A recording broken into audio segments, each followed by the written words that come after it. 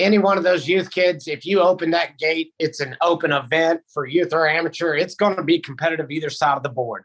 I think so too. It's tough, and I'm an outsider watching the horsemanship, the showmanship. Yeah, I don't breathe it like Carly does. I mean, it's not what I want to do all day, every day. But when I watch it, a good run's a good run. Correct position is correct position. It doesn't matter. Youth, amateur, a nice horse is a nice horse. I mean, sometimes the amateur rail classes can be even tougher because that is where I think they'll specialize a little more. Your bigger difference is in your rail class, not your pattern. Yeah.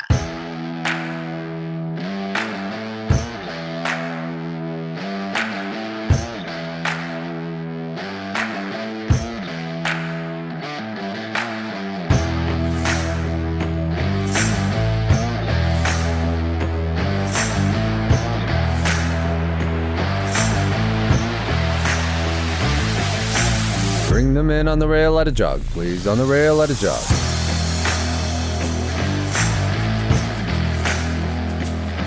Hello, everyone. We are back with another episode of On the Rail podcast today. Today we have Wade and Carly Parks, and I'm very excited to get to talk to both of them and hear about their experience operating as trainers and a married couple too. So looking forward to that discussion. But before we get into that, for people that don't know you guys, please introduce yourselves, kind of what you do, where you live at, obviously your trainers, both your specialties and whatnot. Okay. So we operate our business called Park Show Horses out of Sabina, Ohio. I personally specialize more in the all-around horses and some young hunt seat horses. And Wade does all the futurity and Western pleasure horses. So individually speaking, what was each one of your backgrounds in horses? Curly, at least I know you did show amateur for quite a while and were very successful. So why don't you each kind of tell how you operated individually before you guys met each other? Okay. So yeah, I grew up not on a farm, but I grew up wanting to be on the farm as much as I could. And, just like a lot of kids grew up taking lessons and then leased horses before I finally got my own. And then I showed youth and amateur, primarily paints, all growing up. And then when I was in college, I rode on the team at the University of Georgia and was showing amateurs while I was there. And, I kept my own horses with me and was training them myself. And then after I graduated college, I ended up starting off my training career by coaching at Georgia. And I was in that position for 3 years, which gave me a nice steady income and a good way to slowly start my own business. And by the end of that time, it was too busy to do both. So I obviously have always loved horse showing and training. So then I started my own training business. I had started at school, but then went full time doing horse training from that point forward. What about you, Wade? I grew up in a small coal town in the middle of West Virginia on a farm. My parents had walking horses and hackney ponies, and then transitioned into quarter horses when I was a kid. We showed open shows, and my parents both worked, and my dad was gone a lot, and he stopped being gone to pretty much be a horse trainer. So he was around more and more into the horses. And he took a county job to where he was home more. And horse trading is what we did a lot of. We'd show open shows all over the state and surrounding states, and then slowly transitioned into AQHA. And they weren't the nicest of animals we had, to say the least. They were just horses. Me loving horses, I would ride anywhere, anything, did not care. I've done eventers, shown draft horses, 5-gateds, a little bit of everything, just so I was around nice horses. Becoming a horse trainer was just kind of the means of getting to ride nice horses. I showed as a youth kid and did okay with what we had to work with. Later on I went to college and then transitioned into an apprentice because, that was the only way I could ride nice horses, was to work for it. Did you ever show as amateur yourself? No, never had that luxury. It would have been okay for me. I don't know that I would have benefited from it to have the opportunity to buy the horses I would have wanted. It wouldn't have been a possibility for me. And who did you work for then back in the day before you went out on your own?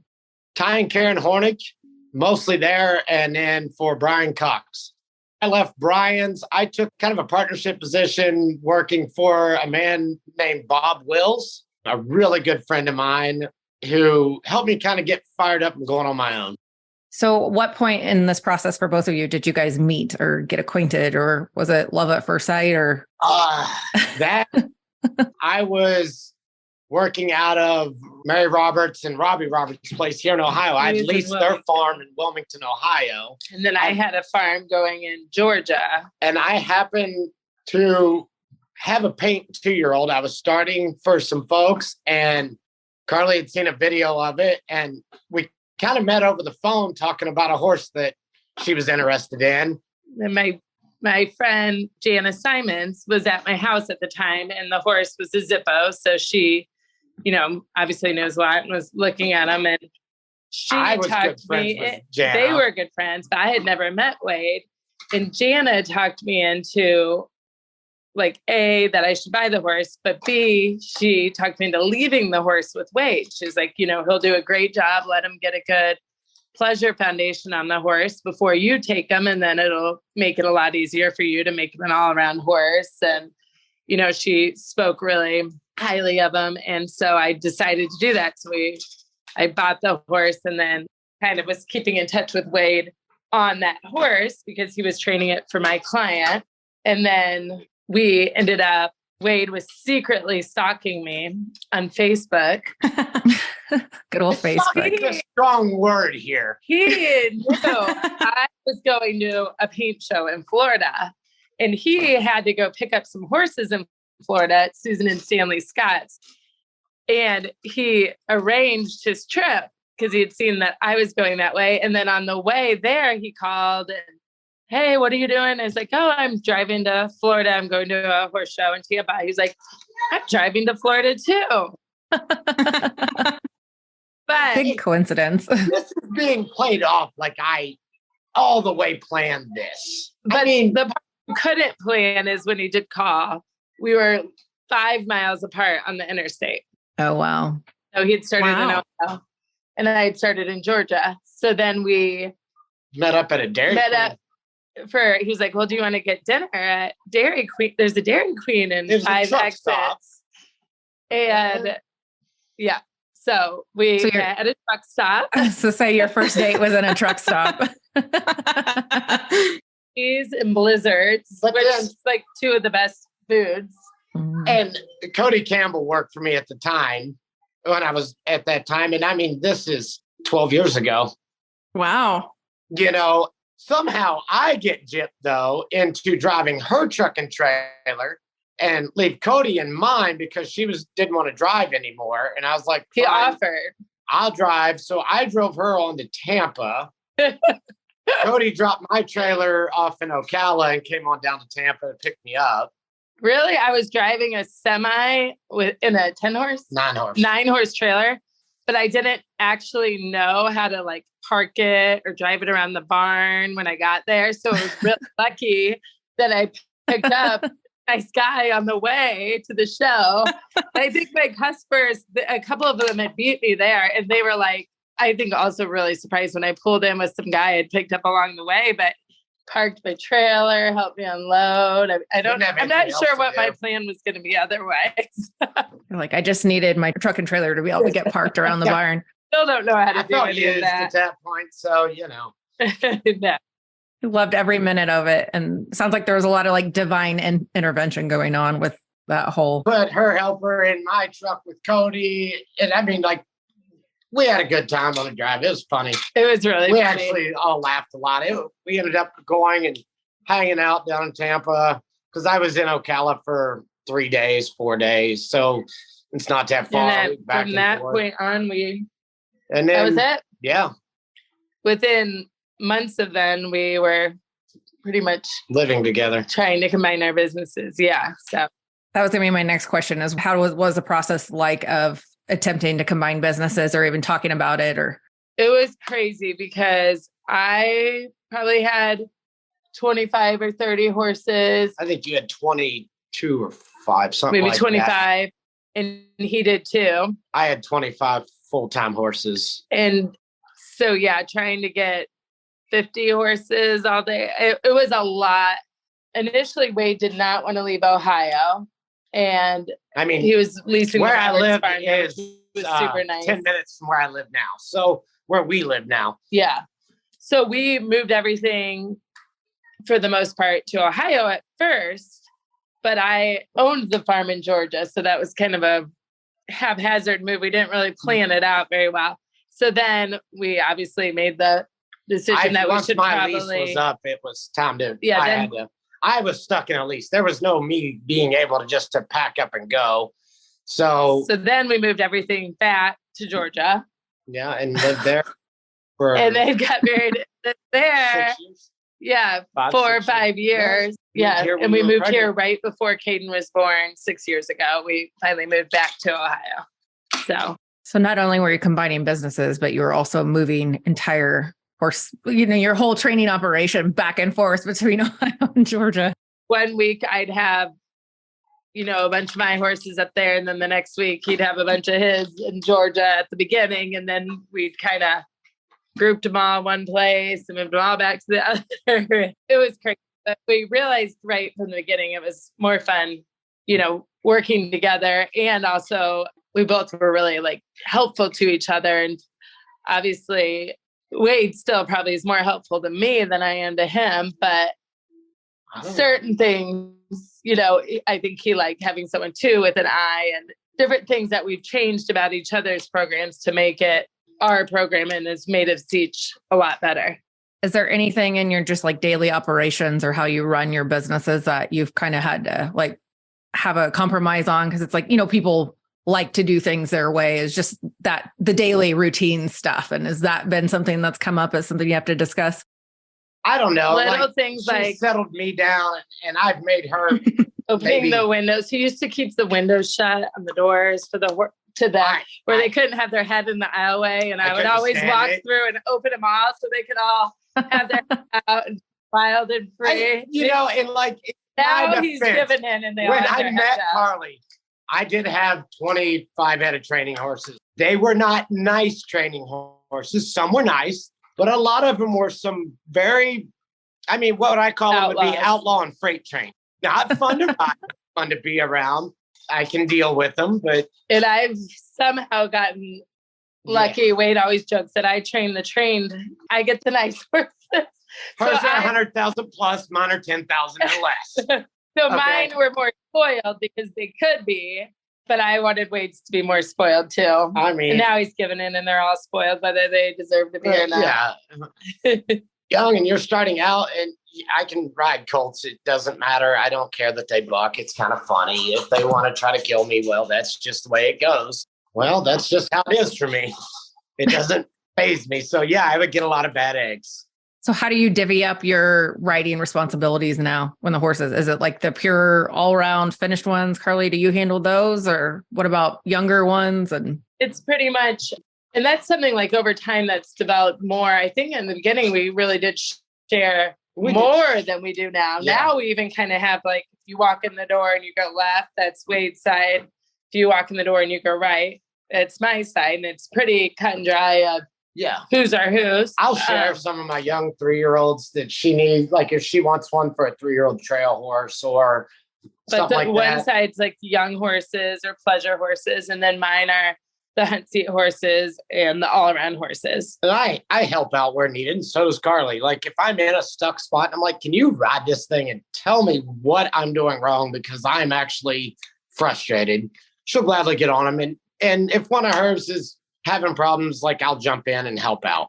A lot of times it'll be one of mine. I'm he just needs to all of the good all-around horses have a pleasure foundation. And sometimes it's the same thing. I need him to get on and help get their back up more, get them more around, get, that kind of stuff. Or if I get stuck on a young one, horsemanship horse getting its turn around, Wade's really, really helpful to me on that, getting their front ends moving better. Or, a lot of times on his, it'll be, I might get on to help with his buttons, especially when they're transitioning from I feel I still ride a little bit more like an amateur. So I can get on Wade's and say it might slow down for you, but I think you're just sometimes can twinkle your butt just right. But if you just flat out squeeze like, like someone's going to squeeze like you tell them to, it doesn't work every time. And I can, either help with that button or just tell him. Flaws. It's okay. I could ride more like how I know, another youth or amateur might ride, where Wade is so talented that sometimes horses will do stuff for him that he doesn't even really know exactly how he's asking, where I think I'm better at, I'll keep working until a button works the same way every time it's pressed the same way, instead of having where I don't probably have as much natural feel. Sometimes I'm better at getting them ready for a non-pro because of that. Sure. Do you both coach non-pros? Like, do you handle non-pros as far as the futurity horses go, or? And I'll help out with some of the all-around lessons where needed. Wade's actually his hidden talent that he only really shows at home, but he's really good at helping, like at a higher level, the eck riders. So he really likes that. So sometimes, like if I'm needing, like say a ton of the kids are here and I'm like, I need like a couple hours to like work on a young trail horse and not just do lessons all day, I'll turn a eck lesson or two over to him and he'll torture them pretty well. And he's really good at like helping them like get in the correct 2-point position, finding that really good feel and connection. Yeah. And same thing, like, you didn't have to tell everybody.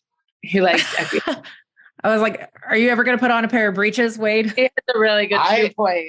I have rode hunt cedars and that sort of stuff in my life. And like when I was a kid, there was a lady not far from my house that had jumping horses and eventers, warm bloods. So I got offered to be able to ride there, and it was nice horses. So I learned because I show nice horses and do cool things with horses. So I took off learning on it. But I don't think she was brutal to ride with too. The lady, it wasn't like easy. Like there was weeks with just no irons attached to my saddle. And I learned like how to be strong through my legs and how to ride with all of my leg. Like wasn't a choice. It had to happen or you fall off. And so I may incorporate some of those things when I'm giving lessons.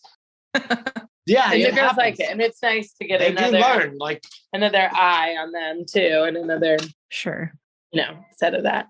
Like Carly gives a lot of lessons. She'll get those kids to a certain point, then she'll ask me if I want to watch, and I can watch because I don't sit and study them every day. I see stuff that she's used to seeing. It you become blind to it because you've seen it so much, and you've worked on certain things so much. Those are the things you're hunting.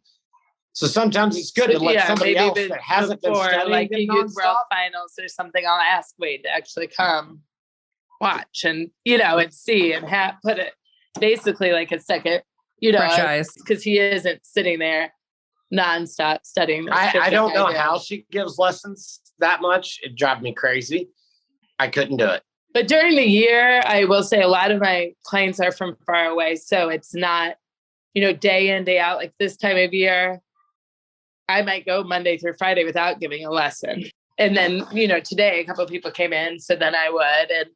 But in the summer, like especially getting ready for Youth World or anything, then it is all day, a lot of days. But I like that. Our house becomes a little bit of a boarding house. The girls move in and I like it because that's one of the favorite parts of my job is just bonding with those kids and watching them grow and develop into riders. But they work hard here, like 6 a.m. every morning. They're out and they're in the arena with their horse groomed and their chains on and they're ready to start their showmanship lessons.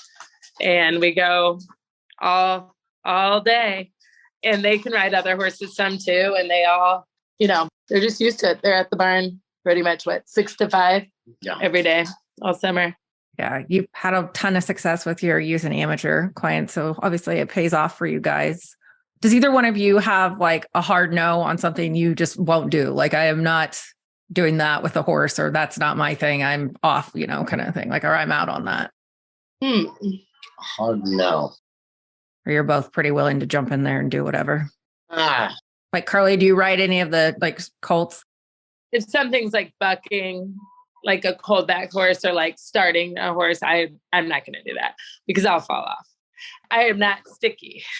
So if something's a leap, Wade or now Cody sometimes too are going to take it because I just know I don't know. I'm not brave at all. And I was never really brave, but after having kids, I'm really not brave. So that would be my thing. But other than that, we pretty much are do what has to be done. Yeah, do what has to be done for sure. And how many horses do you guys have in training on average? Because I know just even at the shows, you obviously have a whole trailer full that come to every show. So I can imagine how many you have on a regular basis that you're trying to get through each day. There's 35 stalls in our show barn. And it stays pretty full. Everything gets out every day.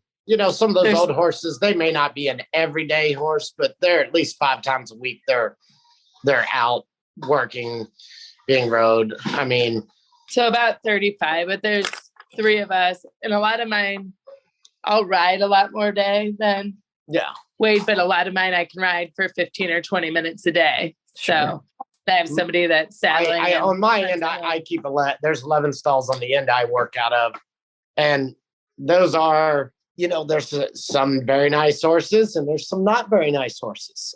It is what it is. They're not all great ones. We all know this.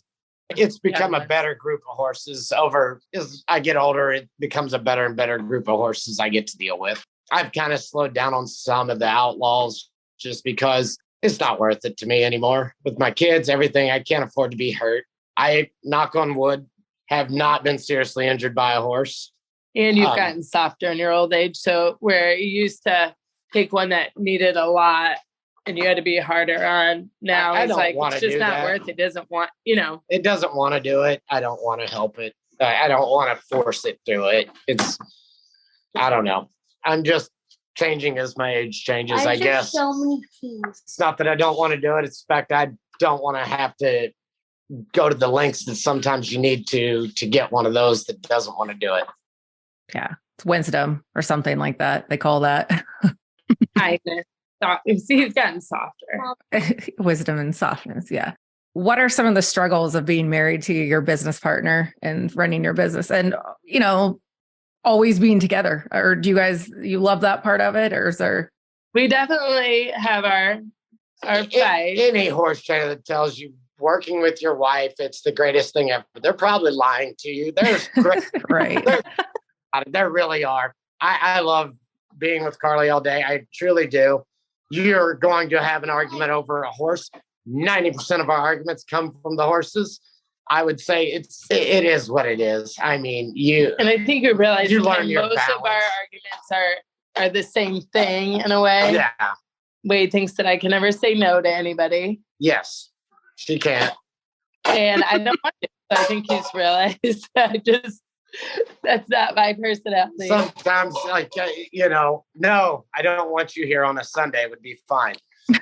Or, hey, we're taking this weekend. No, you cannot come. Would not bother me much, but it is what it is. I mean, you got to have people around. And you have to do everything. Since kids on a daily basis here, it really is 8 to 5 because we have a nanny from 8 to 5 too. So, so a lot of times I can start earlier than 8 and that's fine. But we have to pretty much be done at 5 and that's helped the balance a lot. Mm-hmm. And it's helped. I think, you're more productive when you need to be done. Like for me, I need to start at 6 a.m. to be done at 5, or I need to start at this. And it's nice to be done at 5. And then we can spend the evening with our kids and doing whatever and setting that standard and working with her all day. It's fine. I can live with it. It's pretty funny. Sometimes it's really fun and it is nice, having each other there to bounce ideas off of and to help.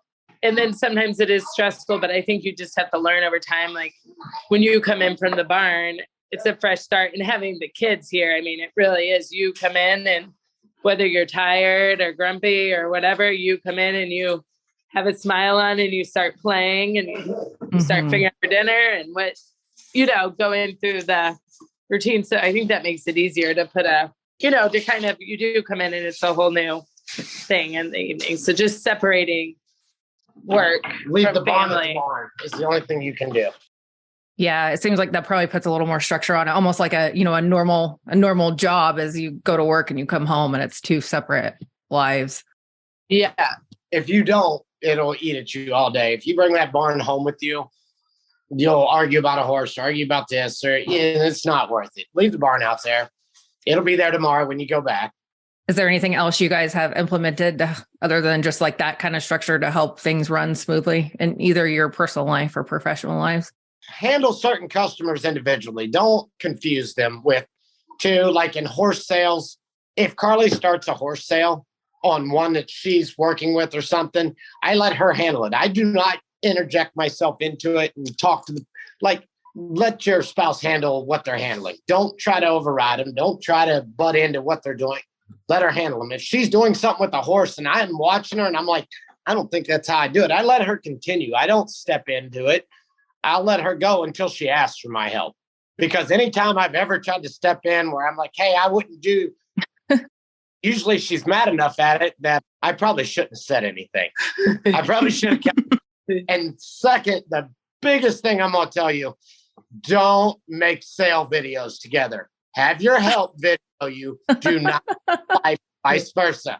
That will never go good and it never works. How many of those did you attempt to do before you guys put this hard line in place? A lot of them. It never goes good. And don't come around me on picture day. I hate picture day. I don't want to be there on picture day. I don't want to do pictures. Is not my favorite thing. So yeah, a picture day, she's learned to just be like, hey, your pictures, go do them. And just leaves me alone because I hate them. I hate picture day. I think another thing that's helps us get along better too is just to make sure we have plenty of help. Because if we don't have enough help, we're stressed. If you don't have enough help, then you're expecting the other person to, do 200% all the time too. And it's hard it's just easier to have at the horse shows, have plenty of help for the kids, have plenty of help for, the stalls defeating, plenty of help for just everything. So it runs smoother. So you're not so exhausted and so almost competitive about what the other person's doing. Because I feel like when you feel like you can't get enough done, then you're worried about what everyone's doing. Instead of when you have plenty of help and everything's getting done, then you can kind of focus on yourself and enjoy each other instead of trying to boss each other around. Mm-hmm. That's a really good point. It's hard. We mix two very different, disciplines into the same load of horses at the horse show. And she can ride hers. And it's just the way it all works out. Like those young pleasure horses, I may need to ride 2 or 3 times. But then she, if I'm not given enough help over there, if we're shorthanded, it's just better to have a lot of help there.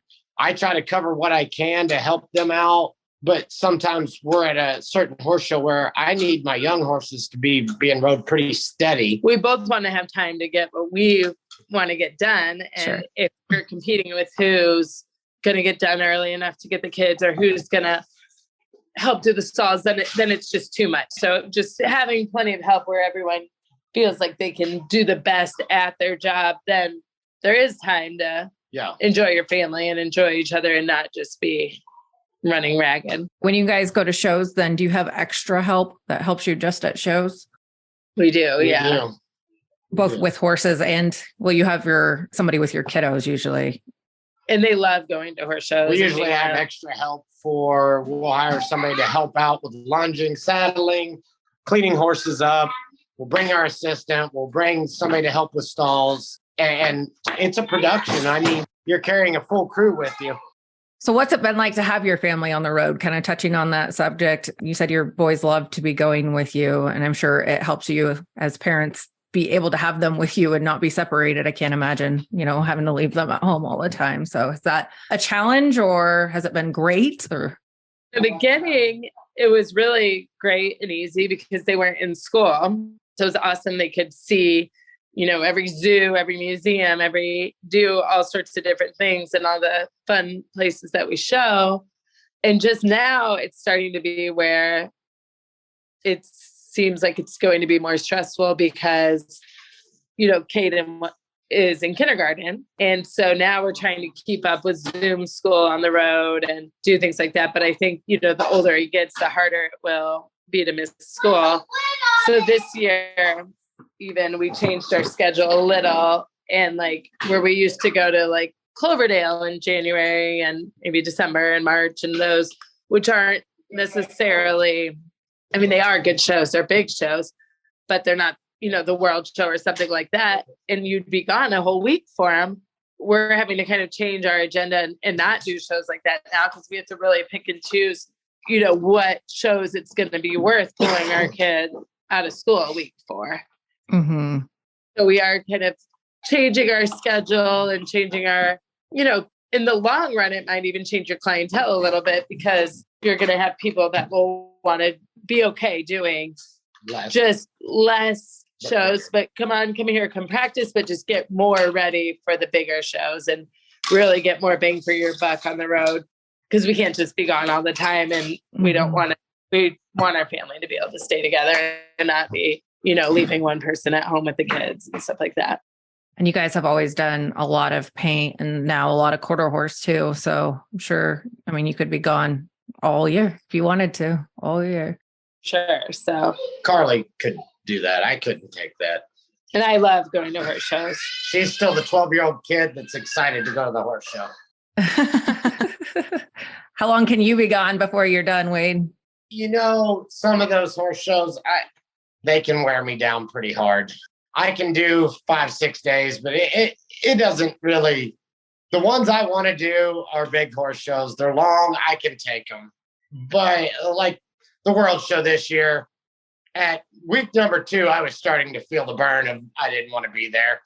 Yeah, I still want to show, but some of the shows anymore too, they just aren't long. It's hard for people that have kids, or especially the amateurs. We have a lot of amateurs that have normal jobs or in college, and the shows are some of them are, in my opinion, getting a little too long to be really compliant with people's lifestyles that, have to happen. It's tough on them when they have to pick and choose what weekends they can be there, or, oh, it's a 15-day horse show. I can come for these 4 days and that's it. Well, that horse is still standing there for those 15 days because we're there for the whole thing.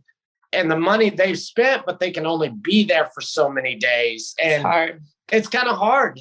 That's a hard situation if, I don't know. I think, that kind of leads into one of your, further questions about some things in the industry and where it's going. And I do think a lot of the shows could be bigger if they weren't so long. It's just hard. It's definitely a repeating issue that we hear a lot of. Yeah. That the shows are just too long. And it's right. The amateurs are always the ones that are picking and choosing, just because we can't take off whenever we would like to, right. keep making the money that we're spending. Right. Exactly. And like you hear about that all the time, but yet it's one of the areas where you don't really see that change happening. Maybe That's it's for sure. like they're still getting longer somehow. Yeah, I think that you hear it from the amateur side all the time. And so I wasn't sure from a trainer's perspective whether you guys like you'd rather just go move in for 14 days and be there for a long show. But, it's like we have to afford our horse hobby somehow. So we can't be gone 2 weeks at a time all the time and still, have a job. So exactly.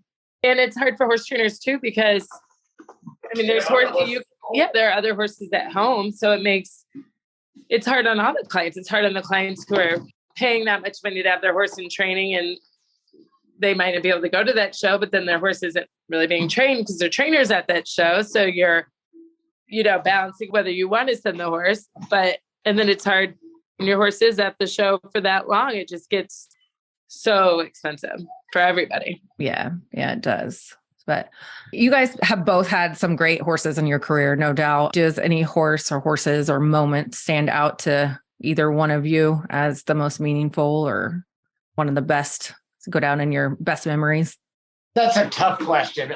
People have asked me that through so many interviews over the years. And what horse, gosh, there's so many horses, some that maybe didn't win that much, but I loved showing them. Mm-hmm. And there's horses that stand out as some great horses that I've shown that I've enjoyed showing and had a lot of success on. There's a couple that I take to heart that I love so much, and I don't have them anymore. And most of them I've had to sell to the customers. And boy, that's a hard one to swallow right there. Sensational Design is one of them. It's a Zippo Sensation mare I showed. I won the Riker color slot on her as a 2-year-old. Carly was actually second in that class that year, right behind me on another 2-year-old, another Zippo I had. Won the 3s at the Paint World, I was reserving the green that year, come back, win the junior the next year. She wins the green trail, wins the junior trail over the years, the amateur pleasure. That mare, I mean, I was reserving the junior twice. You were attached to her. I was attached. That was one of my favorite horses I've ever had, was the most honest. She would show for me just like she'd show as good for me every time I showed her. And she'd show just like that for the 65-year-old man that showed her. Like, just a show horse. Tootsie Roll. Before her, the Tootsie Roll mare was another special horse. Win a ton on her as a 3-year-old. God, that was an RL, one of the first RLs out of, what is that mare's name? Zippo Silver Chic Seek Silver Brandy, or Tootsie Roll be a full sibling to Snap Crackle Pop, be an older full sibling. Okay. Great mare. Got the opportunity for me and my client to get her purchased back as a brood mare 2 years ago. Really neat to be able to find one that you've had. The Lope and Lazy stud, paint stud I showed, just an honest show horse. I was the only one that really ever showed him. Over the years, there's been a lot of nice horses. Like right now, I have one that I truly love. My 2-year-old I showed all year by the Lopin Machine. The Lopin Machine. It's a 2-year-old stud. I thoroughly enjoy riding that horse. I was reserving to Congress on him in the Coghlan 2s. I love showing this horse. He's a blast to ride every day. He's always honest. He's always fun to be around. That is going to be a special horse to me because to ride him is enjoyable. There's one that everybody's going to deny, and she was tough, and she's a challenge. I showed her all last year in the 3s. The Something More horse, who was challenging, very challenging. But I think that's why I was so attached to her, is because she challenged me. And like when it would go right, it went right.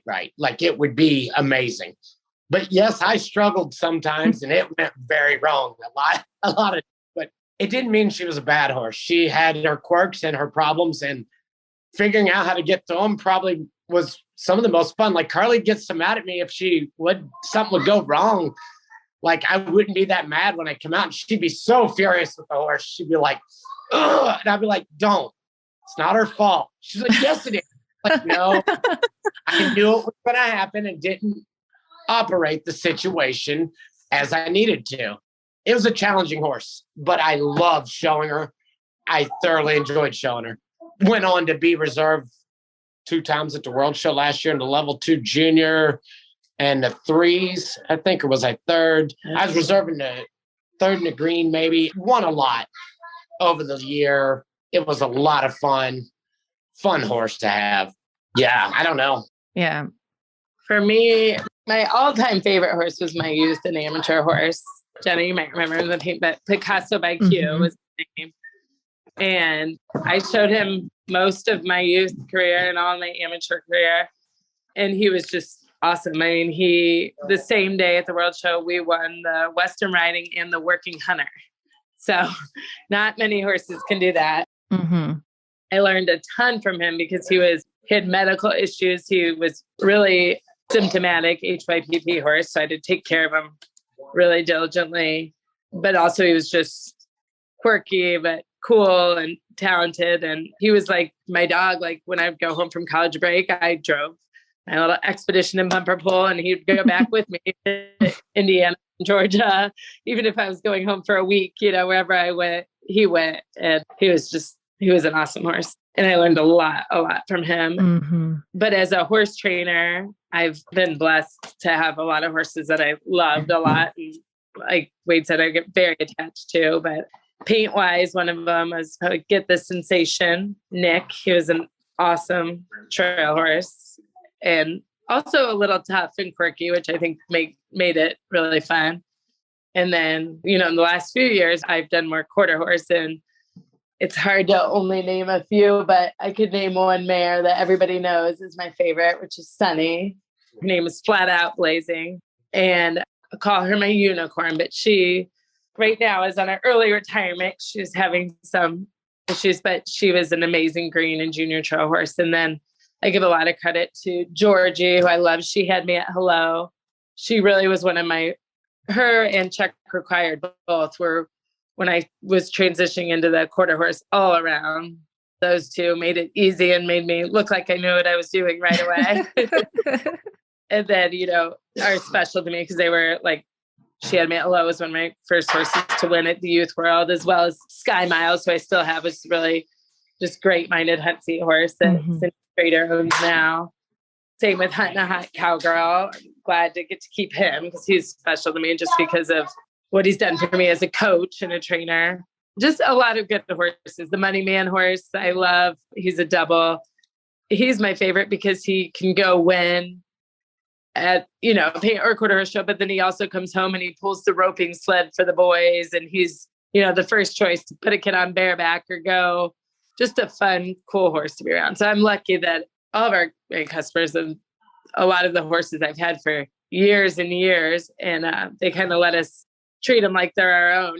They love to see a video of maybe a, kid riding a bareback or a Kylie John's old horse Crimsonized. I remember Caden would ride double. We'd ride up to the house and get a lunch, and he'd tie him in our backyard. And they kind of part of the family, be like our pets as well, which is really special. Yeah. Yeah. That's really cool. What's something that you wish owners or non-pros could understand better about trainers or you guys?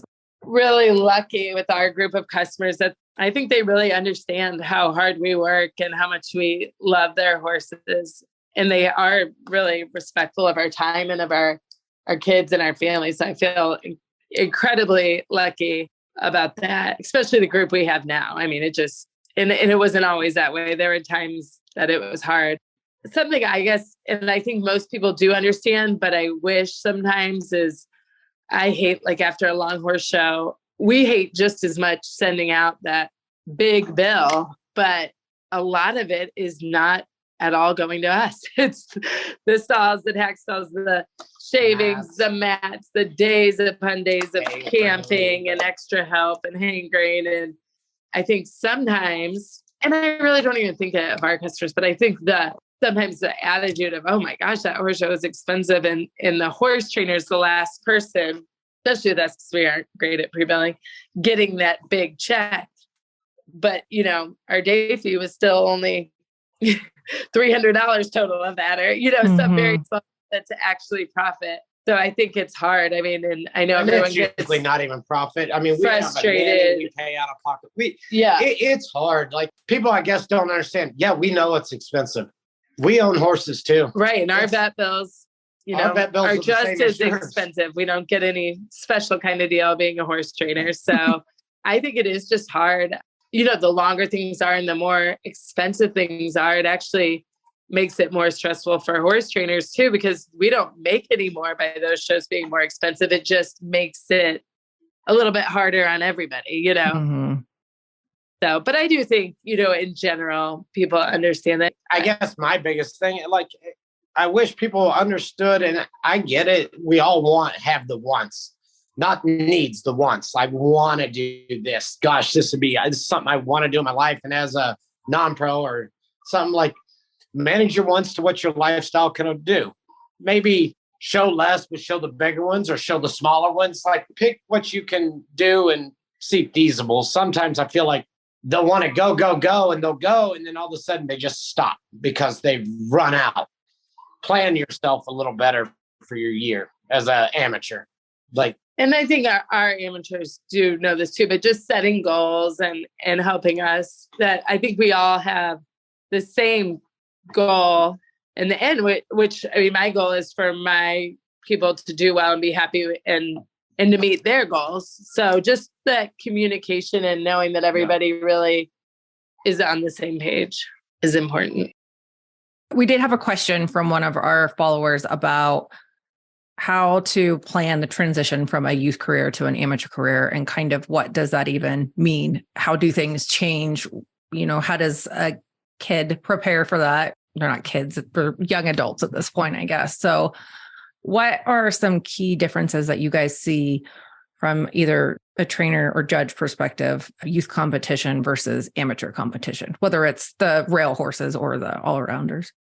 Wade and I talked about this a little bit, and in our business, it's more, I think you're still, the standards are the same and your goal is the same. And, what a stellar performance in horsemanship looks like, that perfect, not that there ever is, run really doesn't differ, whether you're an amateur or whether you're a youth. I think a lot of being a youth is you've got to take advantage of those summers and those breaks and those, having your parents that can drop you off. And I think the most successful amateurs really laid that strong foundation as a youth and put in those hours and hours and hours, so that when you are an amateur, you might not be able to just do nothing but practice with your horse 3 months in a row and worry about that.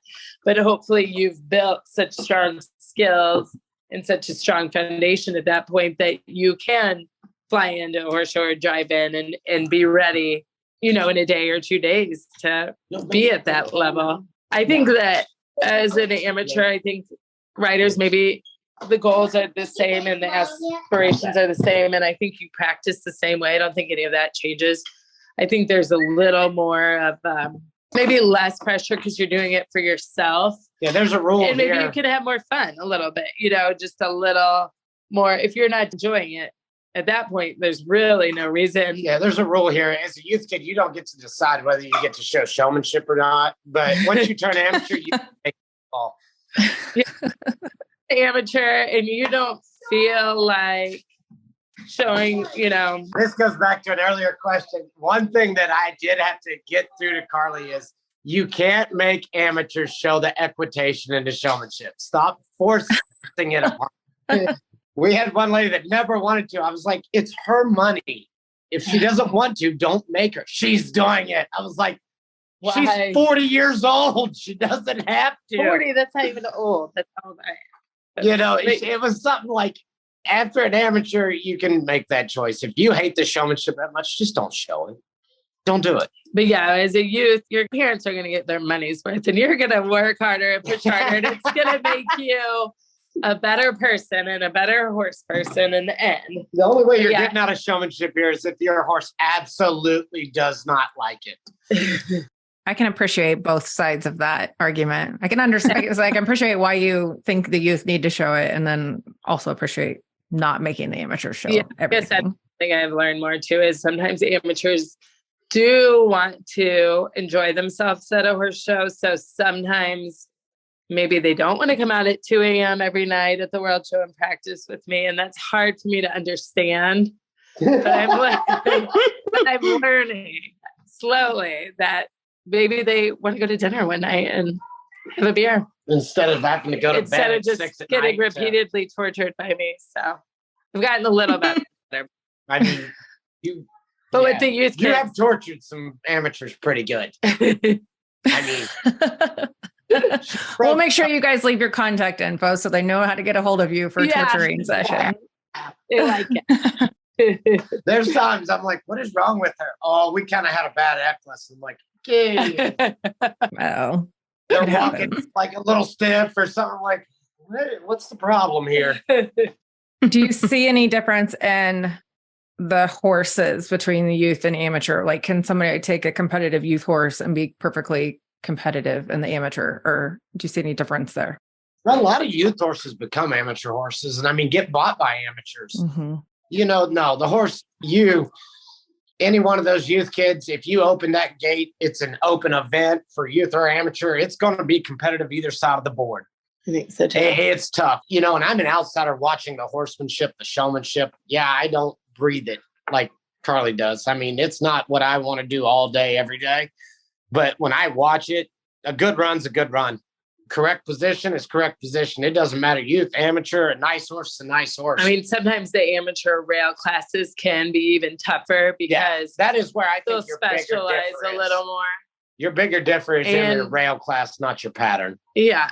And I think, even the select sometimes even tougher because those people don't have to spend all their money raising their kids anymore or doing all that. They usually are retired. They can write the check for the horse that they want. And those rail horses can get incredibly expensive and nice. Yeah, and incredibly tough. That select pleasure is no joke. That is a legit class that is hard to win. So maybe the rail class. And those ladies and gentlemen that show it work hard at it. They aren't joking. They're practicing. And they wanted, I swear through that amateur years, there's a few that are really nice and everybody's kind of doing it, but everybody has a job. When they're selects and they're retired, they are out for blood. There's no joke in there. That select, it's an accomplishment. If your customer can do the select pleasure and win and be competitive as a horse trainer, it's an accomplishment. Yeah. And their horses are not cheap. They are no joke. They are nice horses. But I think no matter what age group or discipline, it's a nice horse is a nice horse. And we're still all looking for that same ideal and whatever age group we're in. Do you have any conversations with your customers specifically when they're getting ready to leave youth into amateur as far as their goal for next year or if anything's going to change? Obviously, if somebody's going to college, that changes a lot of the dynamic of that. But the schedule change more than a change in, are you going to be able to do this? Can you do it? What are we going to do? What makes parents? sense? Is this fiscal? Is it, and you set goals for what are they going to do? Like, okay, you can only do the paint world, the Congress, and the quarter world. Those are the only horses you might get in. We might get a couple small ones in to get qualified, but you pick and choose. I think that, the talks are more logistics, not as much change in showing. A lot of our people ride in college. So that makes the logistics even harder because they not only have to be there for class, they have to be there for practice, they have to be there for those competitions. But that's something that makes both of us really proud when they do go on and are successful in a college team as well. But it makes it even harder to get them here and get them to the horse shows. So it's just more the logistics, really. But as far as, what it takes to be on top, I think it's the same thing. It's going to take that dedication and, knowing your horse, getting to as many shows as you can, all the same things. I think that's great information. Last question for me, and then we'll kind of start wrapping it up here is where do you foresee the horse industry going in the future? Do you see any trends changing, any types of horses changing, any show events, any changes or anything you can comment on there? I think it just keeps getting tougher and tougher. I think that as we can see by just the scores, at the World Show or the Congress, in the trail and in the pattern classes and anything, everybody's kind of got it figured out. And it's hard to be on top. So I think 10 years ago, you had a lot more of a difference in horse trainers, some that could really do, some that didn't do as much. Now, everybody can train a horse pretty darn well now. It's no joke. It's tough. It's hard. It's not easy. I mean, I don't know. It's going to continue, to change. There's going to be little changes over the course of time. Boy, you never really know. They're so good. I think patterns, even in trail or in the road, they're going to have to get harder and harder. I think you have to work even harder just to stay on top. Hopefully there will be more people that want to be horse trainers. I think a little bit, at least I hope. It always makes me sad when people discourage someone from wanting to be a horse trainer because honestly, I can't really think of a better job. I mean, I think it's an awesome job and so much fun. And I think that horse trainers do have better lives maybe than they used to, where you don't hear as many people discouraging people from being a horse trainer, because I do think that clients too, I think in general, more respect their horse trainer and respect their time. I think that, the way horses are selling, there is money to be made. I think raising if and we training see a horse. any change, there might be a decline in the price of them a touch because they've gotten expensive. I was like, they kind of needed to.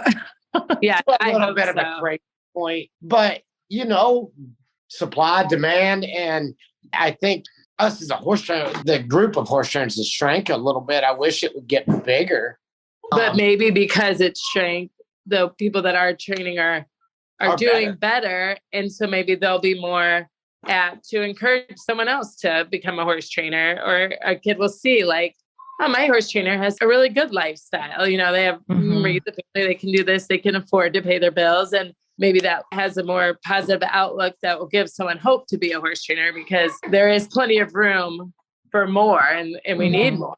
And I think just having more horse trainers would help grow the smaller shows, would help the industry as a whole. And like Wade said, I think eventually the prices do need to get a little bit more under control, because that can only go so far, you know? Right. Yeah. It makes it pretty difficult for new people to jump into this world. Sure, yeah. One quick follow-up question to this is, Carly, I know you've had a really successful year in trail, not year, but years in trail. You always do really, really well at that event, and that event is getting harder and harder to win. So do you foresee anything that the finesse of that class changing in any particular way, or how do you stay at the top of your game to continually be so competitive at it? I think it's stressful because it is harder and harder, but I think more when you're choosing your horses, choosing your young horses now, they not only have to be trainable, but they have to be like almost the kind of horses that could be competitive in the Western pleasure. They have to have that kind of movement, that kind of expression, and then go to the next level of being extra broke. I know even for me, I've been working harder at trying to make sure that I can do everything out of my feet, not use my hands, and setting things tighter or higher, just constantly challenging yourself to get better. Because if not, like you said, everybody else is all the time. So it is tougher. I think it's the horsepower is better. So you have to keep trying to find that next great horse. And along with that, trying to train them, the best you can to their ability, and keep working on yourself as a showman. I see all the time people come out of the pen and people are taping them, whether it's an amateur or a trainer. You've got to critique yourself all the time and not be barn blind. Compare the look of what you look like to what you're getting on paper and see why, so you can keep trying to push yourself to score higher and higher. Yeah, that class continually raises the bar, and I love watching great trail horses go. And I don't know if I have any interest in competing in it because I so far behind on that, but it's so much fun to watch you trainers and horses maneuver trail courses. So it is definitely fun, and it's stressful at the same time, for sure. I bet that's a lot of pressure there. Yeah. So, all righty, that's all the questions I had for you guys. Liz, do you have anything for Wade and Carly before we let them go back to their family time? I don't have any questions, but I do. What do you say, Jenna? It's that 6 degree of whatever. 6 degrees separation. Yes. And then 3 degrees in the horse world. But I didn't realize you guys were in Ohio. Oh, really? So that blew my noggin a little bit. For whatever reason, I just didn't put them you probably correlated together. Yeah. Because I'm from Ohio. And then when you said Cody Campbell, then it all clicked for me. So that's funny. Worked for me times in his life. Here again now. I mean, he works for us right now. Cody started working for me. He was 16 years old. Wow. Cody's 30. Yeah. That's crazy. I know him because I used to work at the open shows in Springfield a lot, and I would meet his mom all the time up there. So she's great. That's funny. Yeah. So anyway, friends. That was just, so I grew up around the Dayton area. Yep. Okay. Awesome. Yeah. Fun. All right. Well, thank you guys so much for your time. Really appreciate the interview today and all your valuable insight and sharing with us your experiences on being married as trainers. So we enjoyed it, and I appreciate you. Thank you, guys. All right. I'll fill out that form online tonight. Okay. Perfect. Sounds great. Thank you. Thank you, guys.